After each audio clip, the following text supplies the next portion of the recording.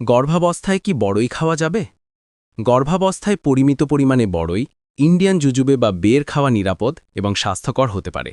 বড়ই হল vitamin C, potassium, fibre এবং অ্যান্টিঅক্সিডেন্টের ভালো উৎস।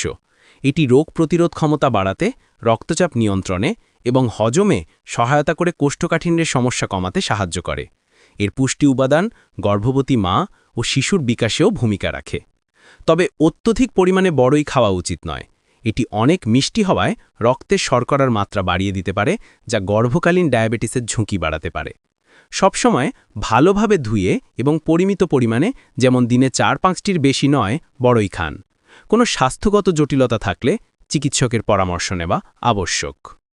গর্ভাবস্থায় কি বড়ই খাওয়া যাবে? গর্ভাবস্থায় পরিমিত পরিমাণে বড়ই, ইন্ডিয়ান জুজুবে বা বের খাওয়া নিরাপদ এবং স্বাস্থ্যকর হতে পারে। বড়ই হল ভিটামিন সি, পটাশিয়াম, ফাইবার এবং অ্যান্টিঅক্সিডেন্টের ভালো উৎস।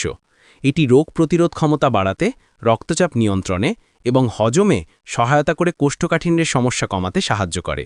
এর পুষ্টি উপাদান গর্ভবতী মা ও শিশুর বিকাশেও ভূমিকা রাখে। তবে অত্যধিক পরিমাণে বড়ই খাওয়া উচিত নয়। এটি অনেক মিষ্টি হওয়ায় রক্তের শর্করার মাত্রা বাড়িয়ে দিতে পারে, যা গর্ভকালীন ডায়াবেটিসের ঝুঁকি বাড়াতে পারে।